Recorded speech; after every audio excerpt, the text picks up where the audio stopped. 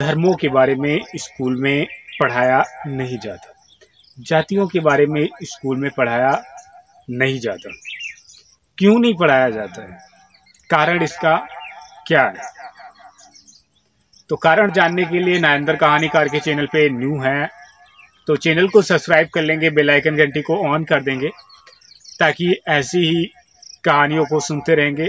हम आपको एक कहानी सुनाते हैं। इस स्कूल में काफ़ी सारे बच्चे बैठे हुए थे इंटर क्लास के, और टीचर जी पढ़ा रहे थे, अध्यापक जी पढ़ा रहे थे।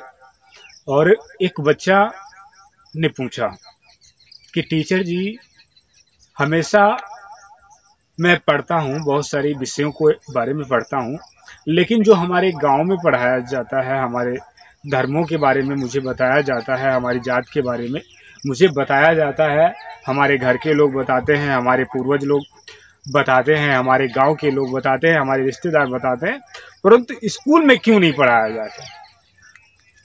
स्कूल में क्यों नहीं पढ़ाया जाता है?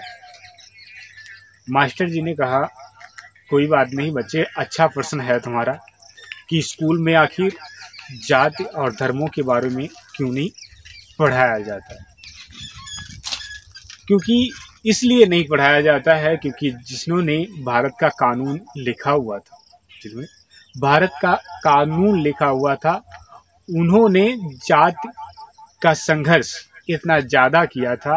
वो जब जन्म उनका हुआ था तो हिंदू धर्म में वो उनका जन्म हुआ था, लेकिन हिंदू धर्म उनको हमेशा नीच ही देखता था। Doctor B.R. अम्बेडकर साहब को, जिनको आप सभी लोग भारत के जानते हैं, उनको हर जितना भी उच्च वर्ण का इंसान था वो हमेशा उनको नीच ही देखा करता था। लेकिन उन्होंने शिक्षा की योग्यता को यूँ ग्रहण किया, शिक्षा की योग्यता को यूँ ग्रहण किया, कहते हैं जो संघर्ष और जिसके ऊपर गुजरती है और जो संघर्ष करता है, उन बातों को सीरियसली लेता है, वही इतिहास रचता है। वही इतिहास रचता है जो बातों को सीरियस लेता है। ये नहीं कोई कह दिया तो तुमने सीरियस नहीं लिया, बातों को सीरियस लेकर के और उससे ना कह के उस पर विचार करके उसको जवाब दे दिया जाए। Doctor B.R. अम्बेडकर साहब ने सभी को, किसी को भी अपने जात के बारे में उनके बाद सभी लोग जानते थे और उनको भी सभी लोग जानते थे, क्योंकि वो पढ़े लिखे इतना इंसान हो चुके थे कि उनको पूरे भारत के लोग, जितने भी प्रसिद्ध लोग थे, सभी लोग भारत के जानते थे इनको।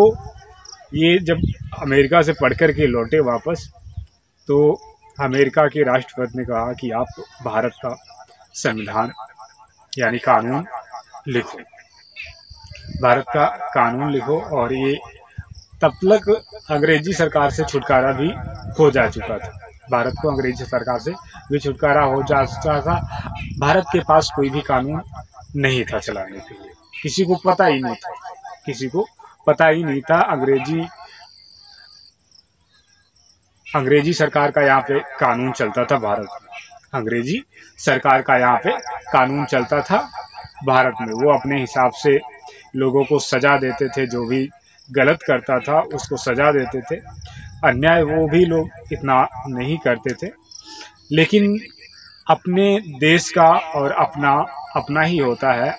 आज तो डॉक्टर B.R. अम्बेडकर साहब को सभी लोग जानने लग गए हैं। क्यों जानने लग गए हैं? क्योंकि शिक्षा के कारण जानने लग गए। इसीलिए डॉक्टर B.R. अम्बेडकर साहब ने अपने स्कूल में ये नहीं पढ़ाया था, अपने कानून में ये नहीं लिखा था कि किसी भी बच्चे को जात के बारे में पढ़ाया जाए, धर्मों के बारे में पढ़ाया जाए।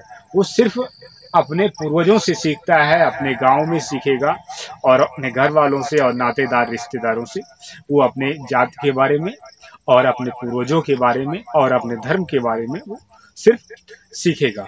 स्कूल में इसे ये सब कुछ न पढ़ाया जाता है, न विषय दिया जाता है, क्योंकि जात और का भेदभाव सबसे ज़्यादा डॉक्टर B.R. अम्बेडकर साहब के साथ में हुआ था। इसलिए जाति और धर्म का नाम तब से ही भारत के अंदर हट गया समझ लो। शिक्षा में जाति और धर्म का पाठ कोई भी पढ़ाया नहीं जाता। वो बच्चा कहता है, बस सभी बच्चे समझ जाते हैं कि स्कूल में हमारे जाति और धर्म के बारे में और हमारे पूर्वजों के बारे में क्यों नहीं पढ़ाया जाता है। बच्चे सभी लोग तब तक इधर छुट्टी होने वाली थी, क्लास की घंटी बज जाती है और बच्चे सारे छुट्टी बस्ता उठा करके अपना गेट के बाहर स्कूल के चल देते हैं। ये कहानी प्यारे मित्रों यहीं पे समाप्त हो जाती है। हम आपको फिर से मिलते हैं अपनी नेक्स्ट कहानी के साथ में। तब तक के लिए आप अपना रखेंगे ध्यान, अपने परिवारजनों का रखेंगे ध्यान। इनायंदर कहानीकार आपको फिर से मिलेंगे अपनी नेक्स्ट कहानी के साथ में। तब तक के लिए प्यारे मित्रों आपको इनायंदर कहानीकार का नमस्कार।